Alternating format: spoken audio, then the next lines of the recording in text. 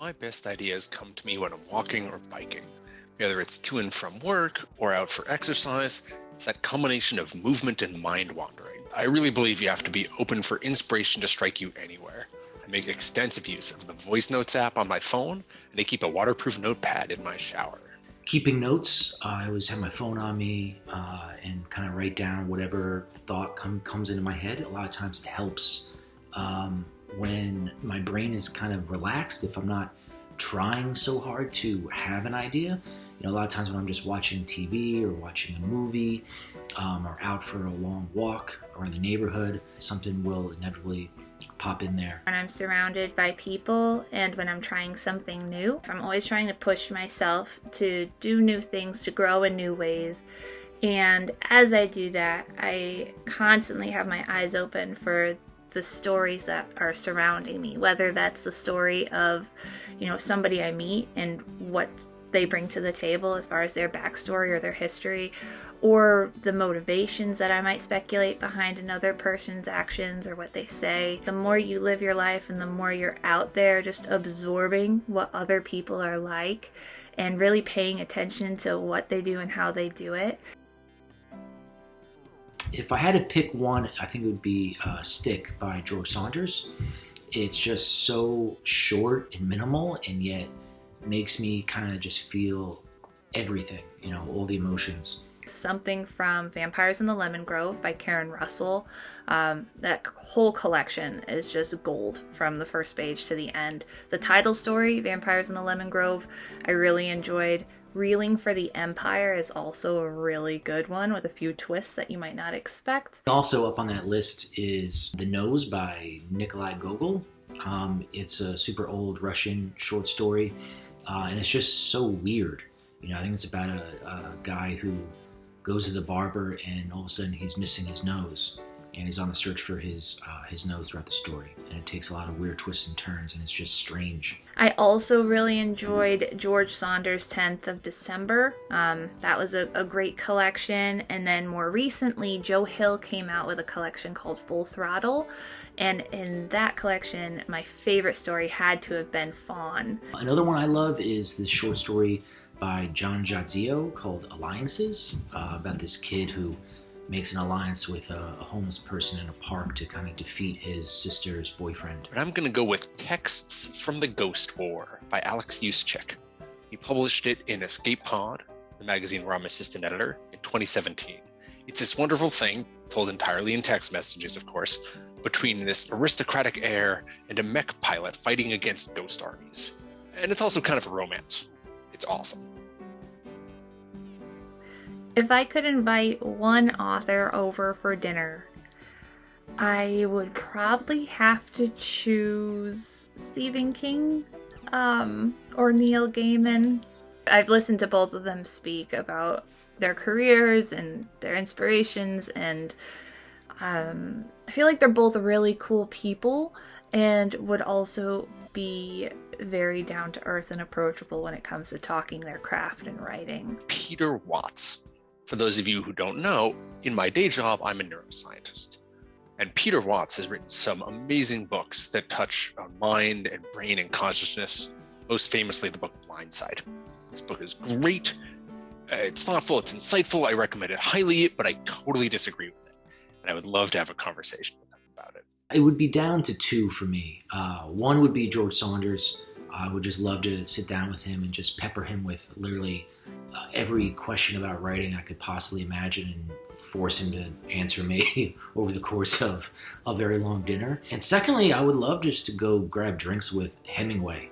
Maybe even skip the dinner entirely and just go out at some weird, dark, crusty old pub and get liquored up and just have a great time. The biggest piece of advice I always give to writers, especially early career writers, is all writing rules, all writing advice is tools. So, do it this way, don't do it that way. Never take that as a rule. It's a technique. It will fit a certain set of problems and it will fit in a certain set of hands. When someone tells you, you got to do it this way, think of that as like, that's a screwdriver. Do you have screws or do you have nails? This may or may not be the tool that you need for this job at this time. be kind to yourself. Seriously. Because I think it's so tough to keep your chin up sometimes when you receive rejection after rejection, or if you're facing writer's block. Don't bully yourself over the struggles or the rejections. Love yourself for trying to begin with, and for really focusing on what matters to you and getting words on the page and submitting your work. Instead of trying to focus on this one project and this one topic and getting A to B, completely change directions. Focus on something else. Challenge yourself by writing a different genre, like write a rom-com or a short story that's like a whodunit. You know, I think trying to shake things up a little bit and free yourself to have fun in new ways without that overarching goal or that big picture thinking can really help me. The most cliche piece of advice often rings the most true, and that's to read. I don't think you can be a great musician without listening to music, or be a great filmmaker without watching films, or be a great business person without learning about business and following the businesses of other people. I remember being younger and trying to write here and there, and always being really kind of confused by that old saying of write what you know. And I remember being a young kid and well, how am I supposed to write what I know? Is every story I write supposed to be about me being a student? Or as I got older, should I write about what I do for a living? Or it felt very limiting to me.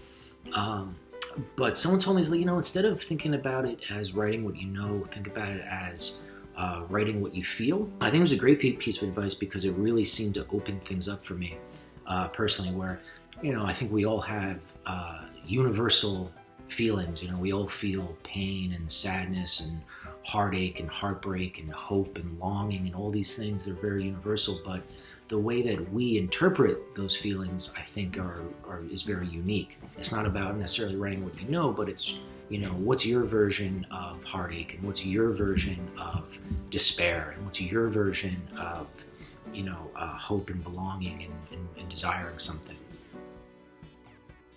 I think I'm most curious about people who are maybe on the peripherals of society, like those outcasts or those who are isolated either by their own means, like they just decide to be a hermit and go live in the woods and not deal with anybody, or because they're maybe pushed outside because they don't really fit in.